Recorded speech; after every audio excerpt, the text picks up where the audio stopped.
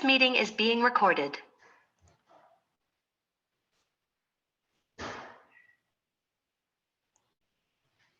Okay, hello everybody. Welcome to this program of the University of Arkansas Small Business and Technology Development Center. If you don't already know about the Small Business Development Center, we are a one-stop shop for startups and existing small businesses. We are associated with the University of Arkansas and affiliated with the SBA and statewide ASB TDC, as well as a national network of more than 1,000 small business centers. Locally, we offer complimentary one-on-one consulting that includes business planning, market analysis, financial projections, and much, much more, as well as programs just like this one, covering the relevant topics for business owners. And if you're not already a client, we would love for you to be a client and visit us at sbtdc.uark.edu. And for any questions about this webinar, I'm going to give you my email address throughout the session, but it is just ccase@walton.uark.edu, and we'll give you that also at the end of the class. Well, I want to welcome everybody to Excel level 102 or level 2. One of the things I do want to start off by saying is, remember, there is so many things in Excel that you can do, and people just don't know about all the capabilities it has. Don't worry about the steps that I'm going to be showing you today. Just my main point is to show you all of the techniques and the advantages and the features in Excel that you guys can use. So the steps will be the easy part. It's really knowing all the capabilities of Excel. So at this point, I'm going to go ahead and share my Excel screen. And again, you guys can chat. You can hop on anytime and ask any questions that you want. I will kind of take a break after each section to see if you guys have any questions. So just let me know. But what I'm going to do in Excel is I created a document, and I have a bunch of different tabs in there that we'll be using today. With Zoom, you can't hop back and forth. I would love to be able to close an Excel spreadsheet and open another one, but I have to share and reshare, which takes a lot of the time. So I really just have one spreadsheet with everything that I'm going to use in here for this session. This is not normally how I set up an Excel spreadsheet, because if you'll notice at the bottom, I've got a bunch of different tabs that say different things that we're going to talk about. Usually I wouldn't have a bunch of unrelated information inside of one workbook. I would have all the information, like for example, if I'm going to keep track of all of my sales for a year, I might have a tab, just like you can see down there, that says maybe Q1, Q2, or maybe even January, February, March, and April. So it's going to be related data that's going to be in a workbook. Okay, so I wanted to clear that up because I didn't want to confuse you with you looking down here at these tabs and thinking, okay, why does she have so many different tabs in there? It's really just for the class, and that's it. Okay, so first I wanted to kind of review a little bit of what we covered in level 1. And we covered a lot of the basics, but I did jump into other things that I think would be huge time savers for you guys, and things that I use on a regular basis that has helped me a lot. I have been using Excel for ever since really Microsoft came out. I was using Quattro Pro before that, and so Lotus after that, and then Excel. And so the Microsoft products, they keep adding features that really help save time, and that's what you can really do inside of Excel. So I have this first spreadsheet that I have up, and we created this in version 1, and it's just the Animal Rescue League. I've got the months that I'm keeping track of my dogs and my cats and my birds. One of the things that we did was the autofill.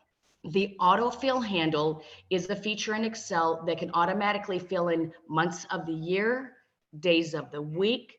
It picks up on stuff like if you type in Q1 and drag it over, it will automatically do Q2, Q3, Q4. So the autofill button is one of the things that I think saves most of the time. I use it, like I'm going to in just a second, with the months, but it really is an advantage when you use it for formulas, because you don't have to recreate and do the same steps in Excel. If you find yourself in Excel doing the same steps over and over and over again, I promise you there is a feature that you can use that will help you with that. And that's why I'm going to make sure that you guys have my email address. So what I'm going to do here is you'll notice the mouse symbol, and we talked a little bit about this in the first session. The mouse symbol changes. Like right now, I got my fat, big white plus, and I've changed mine so you can really see it a little bit better. But if you come up here on the middle of the column headings, it's a double-headed arrow. If you come over here on the, here we go, on the auto handle, it's a solid black arrow. So you've got so many different features, so many different symbols for your mouse when it changes. That's key because when you know you're on the autofill handle and it is that solid black plus, make sure you write that down because that's when you know that you're on the autofill handle. So the steps is you usually enter in one cell of information. For example, January, just like I did here. Then I'm going to go ahead and position my mouse on that very corner right there, the bottom right-hand corner of the cell that has January in it, and it's a solid black plus. I'm going to click, hold, and drag over to the right as far as I want to go. So I just wanted to fill in the first quarter of information, which is January, February, and March. Okay, let me show you this again. I'm going to come up here and undo.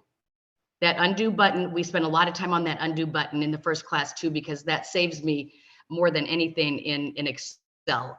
So again, step number one, I clicked on the cell that I wanted to automatically zoom and autofill.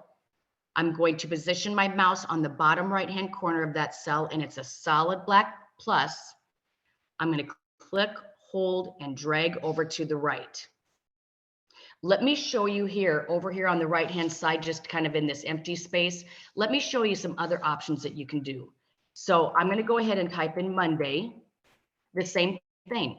I can grab that little autofill handle at the bottom right-hand corner, and I can drag it over, and it fills in the days of the week.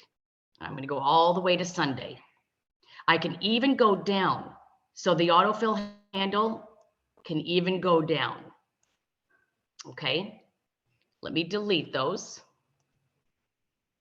Let me show you this. For example, quarters. Anytime you type in, maybe I type in year one, quarter one, anything with a combination of text and a number, it will pick up on that. It's going to think that you want some kind of a sequence.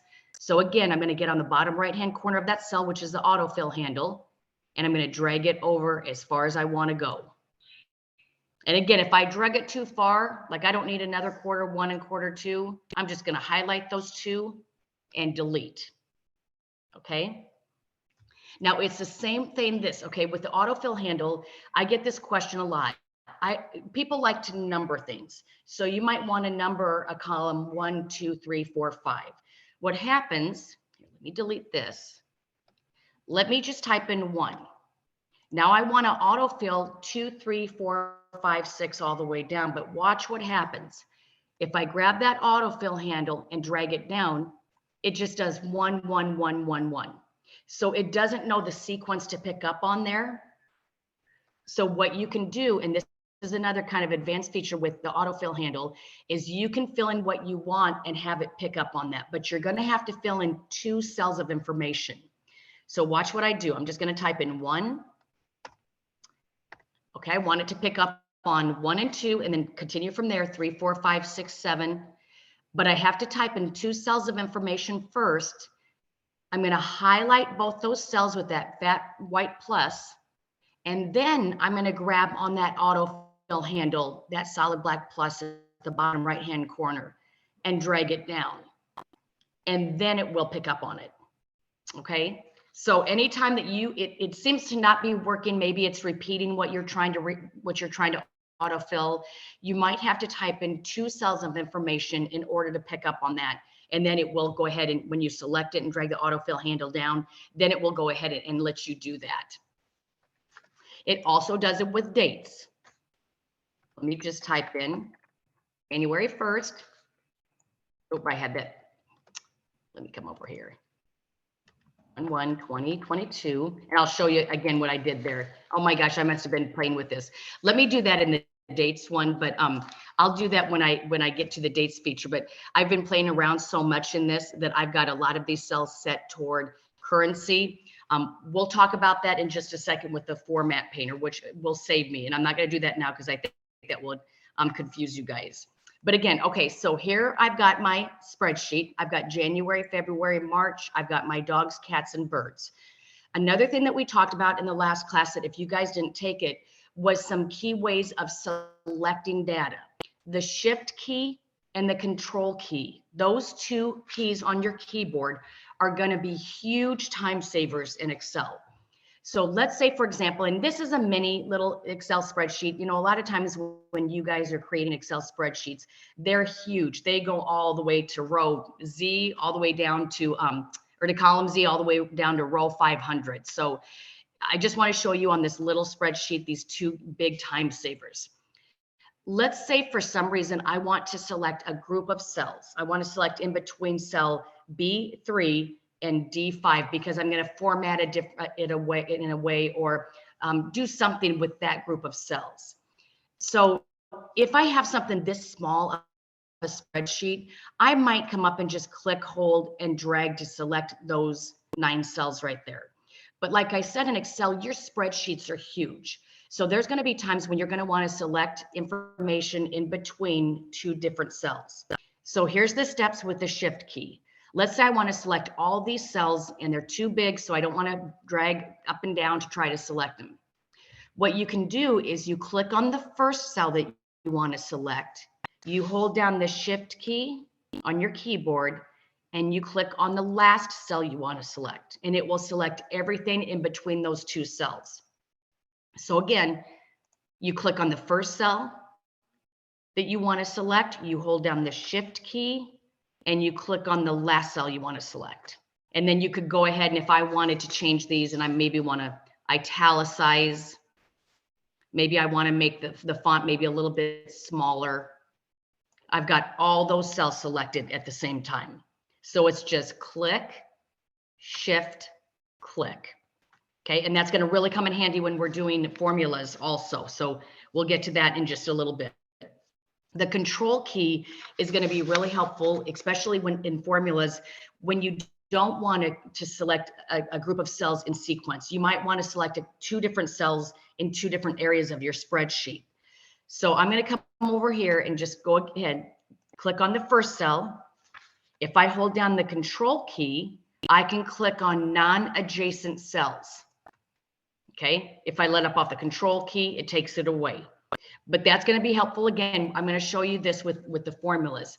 The control key allows you to select non-adjacent cells. So again, you click on the first cell, and don't worry about this example because I just want to show you the actual process, and then we'll put it to use in just a second. I hold down the control key, and then I can select non-adjacent cells. And that comes in really handy when you guys are doing formulas. So the shift key allows you to select everything in between the 2 cells that you select. The control key allows you to select non-adjacent cells. Okay, so those 2 keys are going to be a huge help in Excel. One other thing, and this is what I was talking about when I was typing in the formulas, or I'm sorry, when I was trying to type in the date. And it kept coming back as, oh, no, that's the one cell that didn't do it. Okay, so you see, when I type this in, and I get this question so much, why is my spreadsheet messed up? Why is when I type in a date, does it type in a figure, just a number? Why is when I type in a number, it types in a date? If you mess around like I did a lot in the last few days getting ready for this class, I formatted these cells. Even though they're empty, they think they're formatted. So the format painter I use in 2 different ways. The format painter, let me just go ahead and select these 3 cells and bold them. I'm going to even make them red so I can really make my point. The format painter a lot of times is used when you like a format of a cell and you want to copy the format of the cell into other cells. What you can do there is I want to copy the red. And again, this is a really small spreadsheet, so I'd probably just do this manually. But with a little bit of a larger spreadsheet, or if you've added a lot of different formats to that cell, you might want to copy that rather than repeating the same steps over and over again. So let's say I made January, February, and March. I made them a little bit larger. I made them red, and I made them bold. What I want to do is I want dogs, cats, and birds to look the exact same. So step number one, and this is the key in Excel. Whenever you want to do anything, the first cell that you click on is usually the first step of everything. Okay, so I want to select this format. So I'm going to click on the first cell of the cell that contains the format that I want to copy. And then I'm going to come up here to this little paintbrush. That's the format painter. You will again use this a lot in Excel. So I'm going to click on that format painter. And then I'm going to come over here and I'm just going to click, hold, and drag, almost like I'm painting, across the cells that I want to look the same. Okay, so the format painter a lot of times is meant to, if you've changed something in a cell where you've like the number format, maybe you've made it bold and italicized or anything, you want to copy that exact format over, then you can do that. One thing I find myself a lot of times doing in Excel is, let's say I meant for this to be a date, you can actually copy the format. So I've got this date right here inside of cell F4. I want to make sure that this cell is also formatted as a date. I'm going to do the same thing. Click on the format painter, come over and click on that cell, and then I've made it a date format. So again, don't worry about the steps. What I want you to know in Excel is a lot of people think that they mess up stuff when they really haven't. You've maybe accidentally typed in something and you deleted it, and the cell looks empty like it should be just normal like you started out. But every time you type something in there, it keeps making it a percentage or it keeps making it a date. It's because you've done something in that cell to make it think that it's a date format or a percentage format from something you might have done 2 days ago. But it thinks that. So a lot of times, you can just copy the format of what you want it to be. So again, don't worry about the steps there. I just want you to know that you're not losing your mind when you keep trying to type in something in a cell and it doesn't do what you want it to do. That's why I give you guys my email address, because a lot of this stuff is going to drive you crazy. So I'd rather have you email me and we get a quick answer than you sit there and drive yourself crazy. Okay, any questions at this point? I'm going to come back in and just check to see on chat.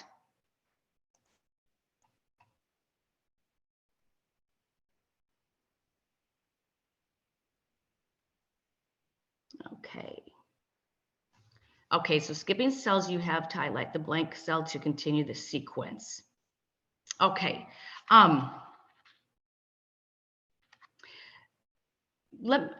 Can you clarify that from Catering Cake Company? What did you guys mean by that? Skipping cells, you have to highlight the blank cell to continue the sequence. And we might have to take care of that after too, but okay. Just double checking I'm not missing anything here. Okay, I have blanks between the lines. Okay, that is another really key point. When you have blanks in between the lines, it thinks that you want to start all over again, and it's kind of jumping to the next section. That's one thing in Excel. Again, anytime you have a blank row or a blank column or a blank cell, and you're trying to do anything to include that blank cell, a lot of times it stops at that blank cell because it thinks it's a different section. So I can also take a look at that if you guys want me to on that. But that's one of the things I think that makes me the most frustrated with Excel is maybe I just want that blank cell in there and I want it included. But a lot of times it thinks it's a break. So I think I'm answering your question there, but just in case, we will have time at the end of class too. Okay, let me go on to the next section with formatting numbers and conditional formatting, which is a huge time saver. And then I want to talk about sheets and some viewing features. And then I want to make sure that we talk about formulas again in this section. So formatting numbers, we talked a little bit about this in the first version, but let's say I'm going to go ahead and I'm going to highlight all these cells from January all the way down to March words. Remember, I can also do the shift. I can click, hold the shift key down and select. But since it's a small spreadsheet, what you'll find me doing a lot of times is just clicking, holding, and dragging to select them. So formatting the number, remember in the first class, we talked a lot about these little toggle buttons at the bottom right-hand corner. If you don't see the formatting that you want for the font, for example, on this section, you can click on that little tiny dot, what they call is a dialog box. And then you have more options for everything that you would want to change under anything that has to do with number. Okay, so there's all the advanced options. A lot of times you'll find what you need right here in this section. So for what I'm going to do right now, I'm going to just use what's up here on this ribbon. So for these cells, I want to go ahead and I've already italicized them, but I want to change maybe the font. So I'm going to come up here and right now it's Calibri. I'm going to click on the drop down arrow and I'm going to probably go down and let me do something that you can really see a difference in. There. Okay.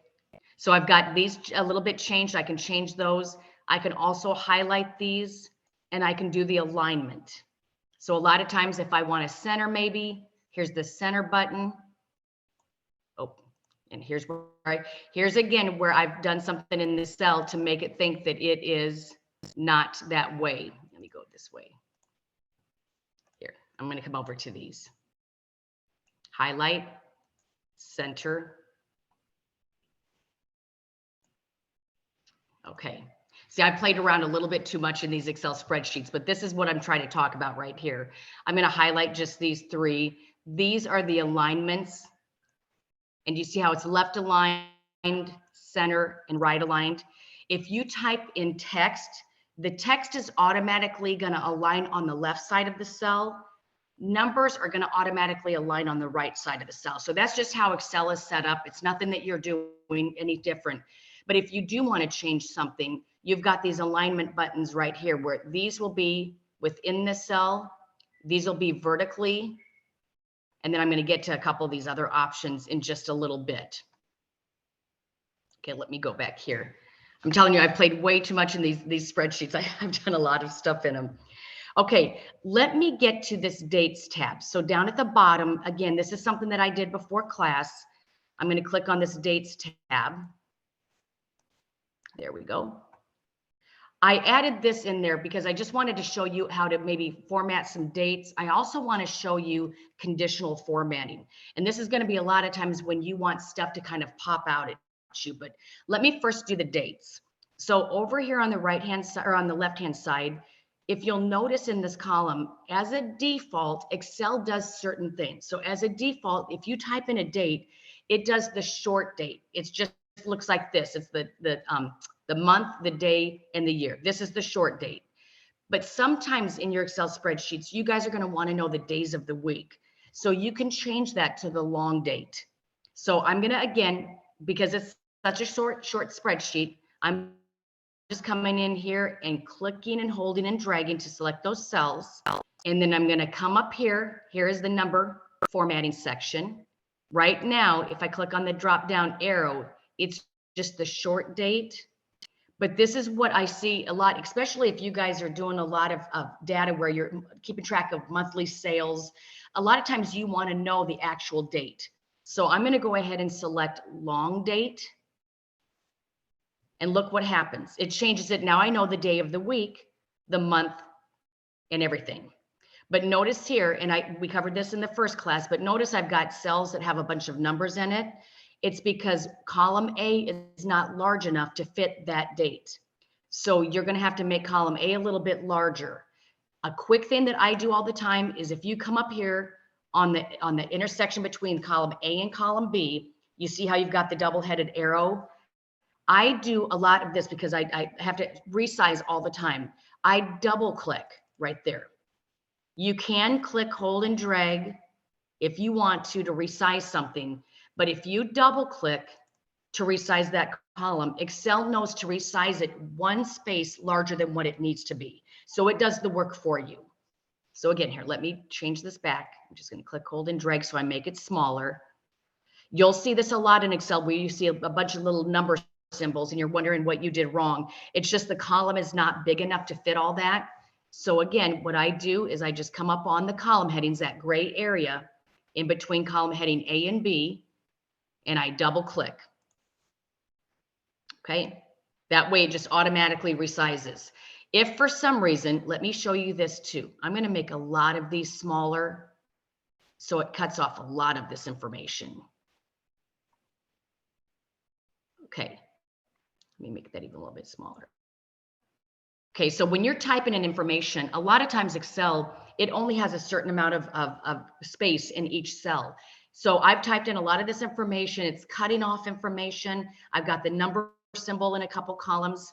What you can do to resize the entire spreadsheet is if you come over here and there's a little empty cell, it's at the intersection of column A and row 1. It's right there in the corner. If you click on that little button, or for you keyboard people, you can do a Control A to select all. But I just click on that button. I'm more of a mouse person. And then you come out here on any one of those intersections for any one of those columns and you double click, it'll automatically fit the entire spreadsheet. So it made every column, it knew how to make every column one space bigger than what it needed to be.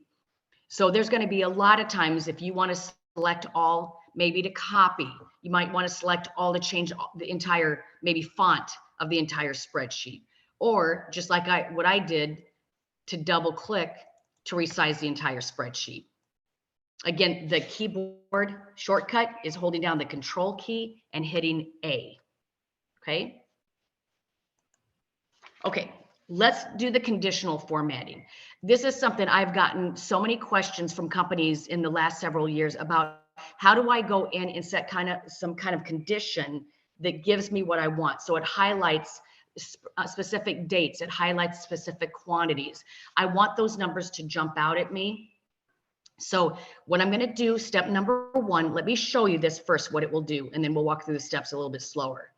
But I'm going to go ahead and select the cells that I want the condition set to. And I'm going to come up here to conditional formatting. And what I want to do is I want to highlight all the numbers that are less than 40,000. For some reason, I want to make sure that I look at those salaries. Maybe we're giving some raises. Maybe I need to determine something else with my business, but I need those numbers to jump out at me. So I'm going to click on OK. And it highlights automatically just the cells that have a number that's less than 40,000. Once you've turned that on, watch what happens. If I come in here and I make a change to this one, it will automatically highlight it. So once you've set a conditional formatting to a set of cells, it will automatically know what that condition is. And if that cell information changes, it will do what you've set it to do, which for me, I've set it to highlight. Okay, let me do this again. I'm going to highlight these cells with that fat white plus. I'm going to come up to conditional formatting. This time, let me do something a little bit different. I'm going to still highlight, but I'm going to highlight numbers that are greater than 50,000. And if you'll notice over here too, you don't have to do the light red fill with the dark red text. There are a lot of different options of what you can do, and you can even custom format that. So you don't have to settle for the default that Excel has you settle for. You can do your own thing. But I'm going to click on OK. Oh, here, and I have both of those set. Let me change this. I'm going to clear rules really quick. I should have done that first. Okay. So my step 1, I'm going to highlight the cells. I'm going to come up here to conditional formatting. I'm going to highlight cells that are greater than 50,000 and click on OK. And there's 2 cells that are greater than 50,000. And again, if I change something, it'll automatically pick up on that again. Now, let me show you this. What I did the first time is when I highlighted it and I'd already set a condition and I tried to set another condition, it left both of those conditions up there. So if for some reason you wanted to clear it out, if you click on conditional formatting again, down at the very bottom, one of the options is clear the rules, and it will clear the rules for all those cells that I've selected. Or if you wanted to clear the rules for the entire spreadsheet, if you've set a bunch of rules, you can do that too. Okay. Again, do not worry about the steps. I know I'm giving you guys a lot of information, but I want you to walk away from this class with features and tasks and techniques that you can use with Excel, because you can do top and bottom rules. I want the top 10 items. I want the top 10%. I mean, you can really do anything you want to have that information that you need pop out at you. Maybe you need the top 20% of the sales that you've done for that month. So there's an easy way to do that. The old Excel, you had to create a formula in order to do that. So if you've been using Excel for a long time, don't think you have to do formulas for that anymore. Excel has added a lot of really cool features to do that information in that job for you. Okay, so again, don't worry about the steps, but there are so many things that you guys can do with the conditional formatting. But I'm going to go ahead and clear the rule from the selected items. Again, the conditional formatting is a feature that automatically you set to a set of cells that will automatically have them pop out to you for some reason. Okay. Okay. The spreadsheets at the bottom. Let me show you this because I've got a lot of these right here at the bottom. In the very first session, we talked about worksheets and workbook. The entire file that I'm working in right now is called a workbook. And I've got a bunch of different sheets in here that don't make a whole lot of sense, but it's for the class. So quarter one, quarter two, I get over here and I've got a dates, formulas, addresses. Okay. You can have several sheets inside of one workbook. So I saw this just the other day. Somebody had created, they wanted a year's worth of information and they created 12 files, 12 Excel files. What they should have done is created one Excel file named 2021 and then 12 sheets down here at the bottom that said January, February, March, April, and so forth. Okay, that way you open up only one file and you've got all the information down there. And I'm going to show you even something cooler with the formulas, how we can quickly do an end of year sheet and we can do a formula that automatically adds all those cells that you need to add over January through December. Okay, so when you first open up Excel, what it does is it has a sheet down there called sheet 1. So you got one sheet, you can rename it, you can add, you can do whatever you want, but the name is usually sheet 1. So if you wanted to rename it, what I do is I double click on it and then you can come in here and then just rename it. Like I'm just going to do example. Again, I just double clicked and I typed in, let me do test. You can also, if you're a right clicker, you can come down here and also right click and you've got a lot of different options for that sheet. Just make sure you're pointing on sheet. See how my arrow is right down there? I'm going to right click on that sheet name and it automatically comes up with all these different options. You can protect the sheet. You can copy the sheet. There's a lot of different things that you can do with that. But just for now, I just want you to know how to rename a sheet. So you just double click and then rename it. I'm going to name it back to sheet 1. Okay. You can also move those sheets. So if I point to that sheet and I want it to be over here in between dates and formulas, I'm going to move it between dates and formulas. Because what Excel does a lot of times too is you'll have a sheet called January and you'll add another one. And sometimes it will put that new sheet in front of January. And so you want the January, February, you want your own sequence. You don't want what Excel is going to set up. So you could just click, hold, and drag those sheets wherever you want to drag them.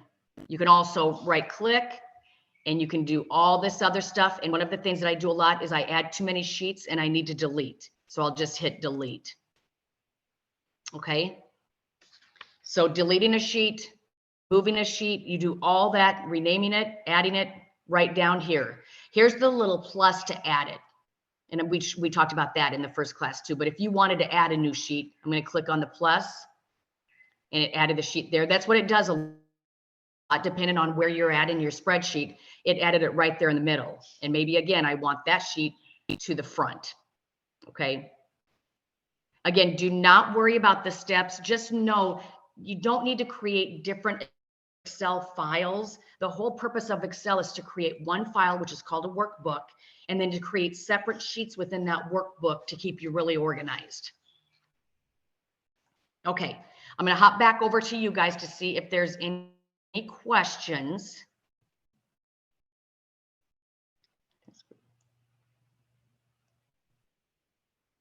Okay, so anytime you click on the drop-down screen, the drop-down doesn't appear.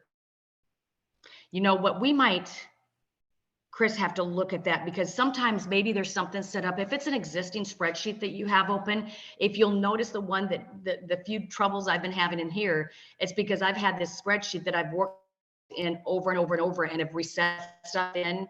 And so I've kind of messed up my own example spreadsheet, but something like that might be going on. So we can take a look there too. And I'm going to have plenty of time after the class for any of you guys that want to stay on, and we can address any of these questions too. So let me know, but I bet you something's set there that it must be only happening to you, but we'll take a look at that. Okay, well, it's not only happening to you. I just read further down. Okay. Okay, let me come back. I'm going to make a note. Let's come back to that, because there's something going on there, and I want to make sure we can look at that. Okay. And again, like I said at the beginning, I know I'm giving you guys a lot of information, but I want you to know what Excel can do. And then if you can pick up some of the steps, great. But if not, that's where I really come into play. Okay, so here's something else. Let me come over here to addresses. Okay, one of the things that you're going to want to do is here. Let me first delete this. I'm going to make another point. Okay, you're going to create a spreadsheet, and maybe it's your inventory. You've got a spreadsheet with maybe all of your customers' names, every product you sell, whatever the topic is or the item is. For this example, I've created a spreadsheet that has a lot of my clients. So I've got their first names, their last names, their address, their city, and so forth. But when you start to scroll down, when I keep adding in information and I start to scroll down and I keep adding it in and in, pretty soon my titles all scroll out of sight. That is really frustrating. And that will happen in Excel, because you are going to have a lot of data in Excel. So almost always that row will scroll out of sight and you don't really know what column you're in. So what I'm going to do is up here, if I go up to view and I get to my view ribbon, there is what they call a freeze panes option. If I click on that, it automatically comes up with three options: either freeze panes, freeze top row, or freeze first column. So a lot of times, a lot of people, that's why they've got those two options, is a lot of people will freeze the top row or the left column. For this example, I am going to use that. I'm going to go ahead and I want to freeze the top row. And then when I scroll down, notice no matter what, I'm all the way down here on row 67, and my titles do not scroll out of place. So let me do that again. It doesn't matter where you are in your spreadsheet when you're doing this part. I'm going to click on view if you haven't been there already, which is the view ribbon, freeze panes, and I chose freeze top row. Okay, let me unfreeze these for just a second. Let me say I want to freeze the first column. Okay, again, it doesn't matter where I'm at when I'm doing these two options. I go into freeze panes, freeze first column, and if I scroll over to the right, it's scrolling everything but that first column. Okay, let me unfreeze these. There are going to be times though, like I did before here. Let me redo this. I have the Gregor's Furniture, where you have a title. Let me go back to home. I'm going to just make this bold and a little bit larger, because that's kind of my title. I made it too large there, but so what happens when you want to freeze a pane and it's not just the first row? Because if I did what I just told you and I go to view and freeze panes and I freeze just the top row, it's only freezing McGregor Furniture. So what you need to do is, let me unfreeze. I'm going to go ahead and click inside of cell A3, because when you choose to freeze the option, not just freeze columns or freeze rows, just freeze. If you're in the cell, it will freeze whatever's above it and to the left. So I just want to freeze row 1 and 2. So I'm going to click inside of cell A3, come up here to freeze panes. And here I'm going to do freeze panes. Remember I said it didn't matter where you were in your spreadsheet if you chose freeze top row or freeze column, because Excel knew what to do there. But if you do freeze panes and you're out kind of in the middle, it's going to try to freeze to the top and to the left. So let me just do freeze panes here. I'm going to scroll down, and that's what I want to freeze. Let me unfreeze it. Okay.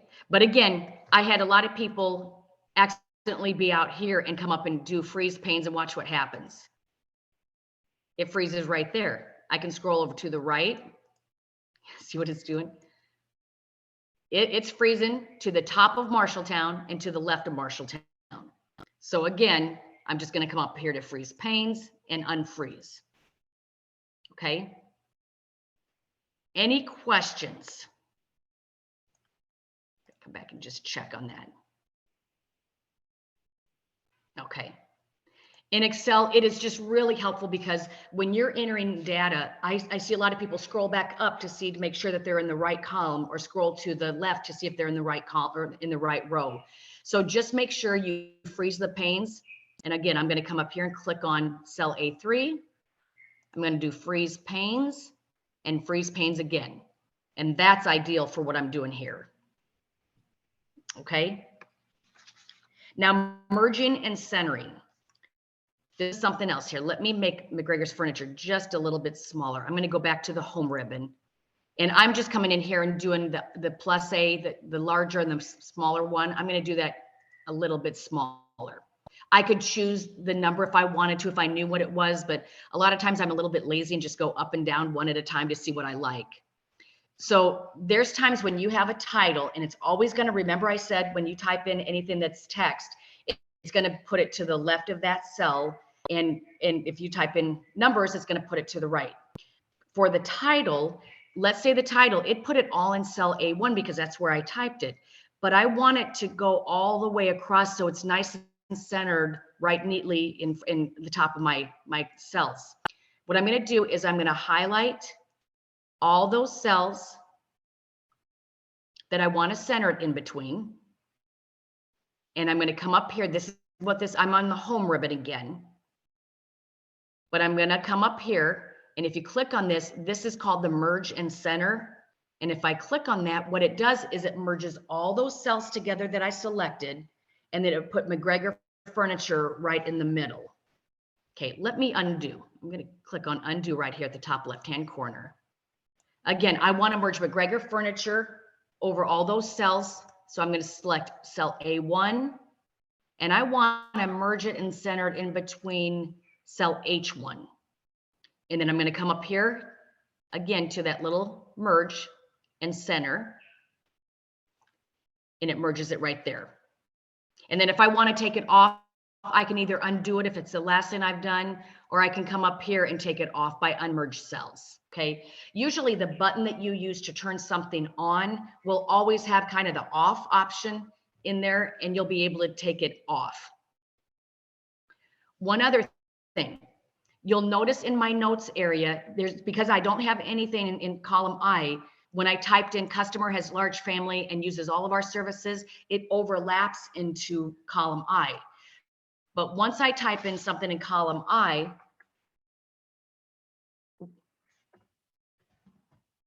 don't worry about my spelling right there, and I start to type in some stuff, see how it now cuts that off. So what you can also do is you can wrap text. So I know that my notes area, I'm gonna have a lot of notes in there, and I don't want it to sprawl all the way over to the right, and I don't want it to be cut off. So I want to make that cell big enough to where it wraps the notes in that cell so I can see it. I'm going to go ahead and select column H because that's my cell that I want to wrap. That's my notes area that's going to have a lot of information in there. And then I'm going to come up here, and right above that merge button is called the wrap button. So if I click on wrap text, look at what it did. It automatically, customer has large family and uses all of our services. It automatically enters everything in there and makes that row, which is row 4, a little bit wider. Okay. This is where when we go back to alignment, I know I'm being picky about this, but I like everything to align at the top. I might come in here and do these alignment buttons. Right there is top align. Because usually, again, it's going to by default bottom align, and I want it to be top align. And remember, don't forget this too. if you keep doing that and you have to do the same step over and over again, let's say I do another row 11, I type in somebody, the notes are too big, and it wraps it. I didn't format this entire spreadsheet when I did that. I just did row number 4.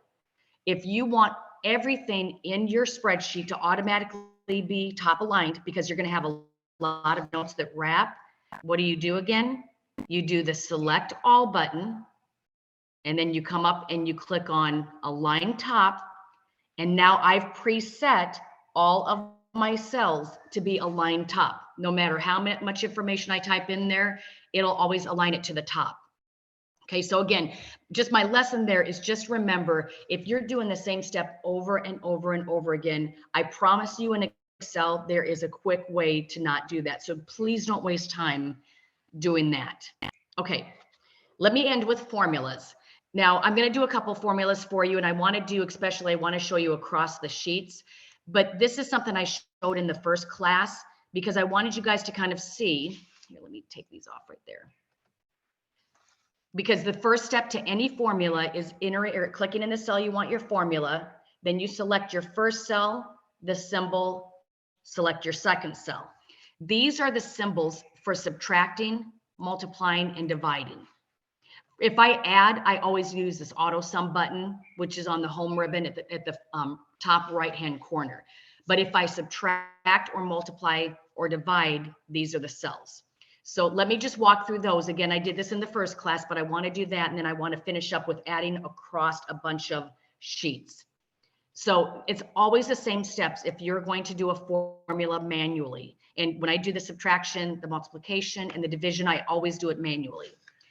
First step is always to click in the cell where you want your answer to be. Second step, I'm going to hit the equal key on my keyboard at the top right-hand corner of my keyboard, because that's telling Excel that I want to start a formula. I'm going to click on the first cell that I want in my formula. I'm going to type the symbol, and remember for subtraction, it's the little hyphen. So I'm going to type that on my keyboard. Click the second cell and hit enter. And there's my formula. B5 minus B6. Let me do it again. Same exact steps, but I'm going to multiply this time. Step number 1, click in the cell where you want your answer to be. Step number 2, hit equal. Step number 3, click the first cell you want in your formula. The next step is to select the symbol, and for multiplication, it's the asterisk. The next step is to click the second cell you want in your formula, and then hit the enter key. I'll do that one more time.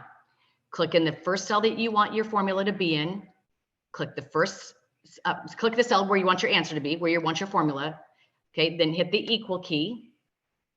Click the first cell that you want in your formula, and this time I'm going to do division. So I'm going to do the slash. Click the second cell you want in your formula and enter. And then in the first class, remember too, I also told you with Excel, you don't have to automatically do 2 cells. You can do a cell multiplied by 2 or multiplied by 0.20 to get 20%. So it's the same steps. I'm going to do equal. Let me say I want this cell, and I'm going to multiply it just by 2. So I'm not doing 2 cells. I'm doing 1 cell, and I know this doesn't make a whole lot of sense why I'm doing this one, but I want to show you that you can do that and multiply it by a number, 0.20, whatever you want. And then there's that formula. Okay. Now, the last thing that I wanted to do, and I think this is one of my favorite things in Excel, remember how I told you that you want one workbook and you want different sheets in your workbook with related information. There's going to be a lot of times you're going to want a total sheet, a sheet where you can kind of at a glance look at the year of the overview of the year or the overview of the quarter. So let me do this first because I didn't do this in this sheet. I want it to look similar to quarter 2 where I had a total. So I'm just going to come back to quarter 1. Let me type in total. And then I'm going to go ahead and I'm going to do the sum. Usually when I add, I usually do the sum button. Now notice it's selected automatically, what I think it wanted to, because Excel, it will go over to the left. And if it doesn't have any numbers to the left, it will look up top. That's where the control key, remember, comes into play. If you don't want that and you want to select non-adjacent cells, that's where your control key can come into play. But I like what it's selecting. So I'm going to go ahead and hit the auto sum button again, or I could hit the enter key. And remember, for those of you guys that took the first class, I know this is a small spreadsheet, so I could just come up here on this autofill handle and drag it down if I wanted. Remember, that autofill handle is the best shortcut for formulas. You type in 1 and you use the autofill handle to automatically type it in, and it will know what to do. It makes it relative to the column or the row that you're adding. So don't worry about that. Let me delete this. Here's another shortcut. Once you do one cell formula, and anytime you're going to copy it down, let's say I have 500 rows. There's going to be a lot of times where I don't want to drag that autofill handle down 500 rows and then you overshoot it and you have to come back up. An easy way with this in Excel is if I double click on that autofill button, it'll automatically copy that all the way down. Now, remember, if you have a blank row, it will stop there. And again, that's one thing that kind of frustrates me with Excel. It should know to skip that and to keep going down, but it will stop if you do have a blank row. But again, all I did is instead of dragging that down, I double clicked and it automatically will copy the formula all the way down. Okay, so now this is the whole thing about Excel, which I love, is you can have a lot of data in one file, but separate it out like I did here. So I've got a tab that has all my Q1 information. I have a tab, it doesn't look as pretty, but I have all my Q2 information, a tab 3 for my third quarter, a tab 4, but then I have my end of year. I want to know at the end of the year how many dogs I had, how many cats I sold, and how many birds. So I don't have to do this manually. Again, this is where the shift key comes into play. That's why I love those 2 keys in Excel. So what I'm going to do here is I want to add them. So I'm just going to come up here. Again, first click in the cell where you want your answer to be. I'm going to come up and click on the auto sum. And watch what I'm going to do. I'm going to click on Q1. That's the cell that I want. And since it's the same, which it should be if you've got a big spreadsheet like this, I'm going to do the shift key and I'm going to go ahead and select Q4 and hit enter. And there's my total. And again, I could copy that down and it's doing cats and birds also. But let me go back. Let me do this step again. I'm going to delete those so you can see. Okay, so I want to add a bunch of cells, but they're from different spreadsheets to get my end of year. Step number 1, I'm going to click in the cell where I want my answer to be. Step number 2, I'm going to click on the sum button. Step number 3, I'm going to go to where, remember my step number 3 is to click on the first cell I wanted in my formula. So I'm going to go to Q1. This is the first cell that I want in my formula. And then all I have to do down the key. And if I click on the tab called Q4, it will know what to do. And then I come up here, I can either hit the enter key or the auto sum. And there's my second step. Let me copy that down. Did I select the wrong cell? Yeah, let me do this again.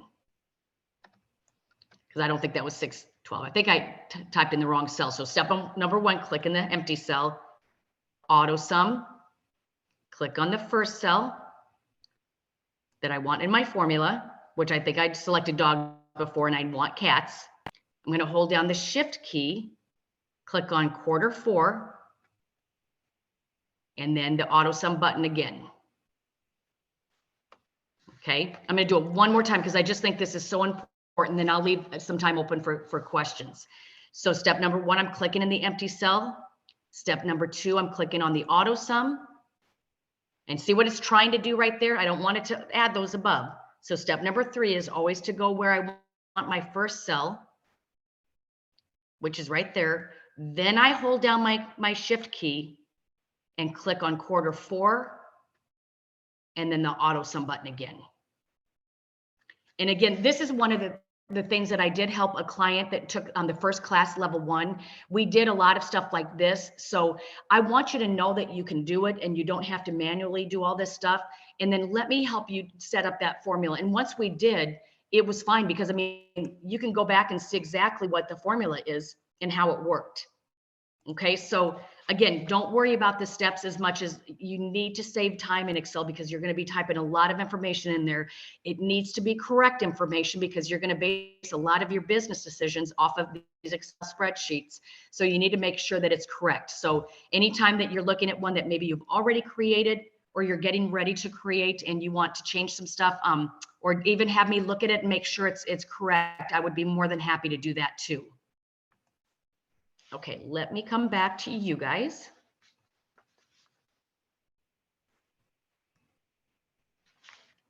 Okay. Okay, so if you want to freeze 2 columns, what you're going to do is when you're like, let's say you want to freeze column A and B, you're going to click inside of column C1 is what you're going to do, and then freeze columns, and it will freeze the columns. Remember, there's nothing above it, but it's going to freeze everything above it and to the left.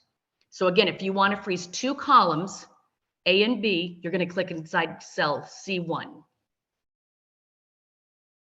I do not teach a class on macros, Chris, but I love macros. And maybe that's actually something that we will add. I'll talk to ASB TDC. My name is Chris Case. I'm a consultant with them. And so I work with them all the time, and I will make sure to ask them about that. But that would be really helpful. And what a macro is, you guys, is again, if you're doing the same steps over and over again, what you do is you can save it as a macro and even create a button in Excel, and you click on it and will automatically do that for you. So it's a great feature. I use it a lot in Access, which is a database tool, Microsoft database, but that is really helpful. Well, thank you guys. I'm going to stay on here, but let me kind of just finish up with some information for you guys, and then I'll come back and show you or answer any questions that you might have.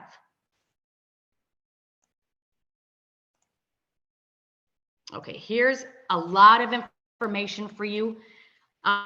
We thank you so much for being here with us today and having this conversation. As you can tell, I love Excel. I use it all the time, and for your businesses, I think it is a tool that's absolutely necessary. Just remember, it is packed with a lot of power. So if there's anything that you need with it, or you can't figure out, let me know. I'd rather you ask a question than do something repeatedly over and over again. But don't forget that you can find a full listing of all of our workshops at sbtdc.uark.edu. And you can also contact us and follow us on Facebook, Instagram, and LinkedIn. So don't forget us there. And here's my email address again. It's ccase, C-C-A-S-E, at walton.uark.edu. You can also get it when you registered. Miss Julie will also send you the information, and she can send you out my email address also, but it's ccase@walton.uark.edu. And I want to thank you guys all so much for attending, and we will keep bringing you a lot more Excel. It's fun. It's fun to do, but I will stay on here for any questions that you have.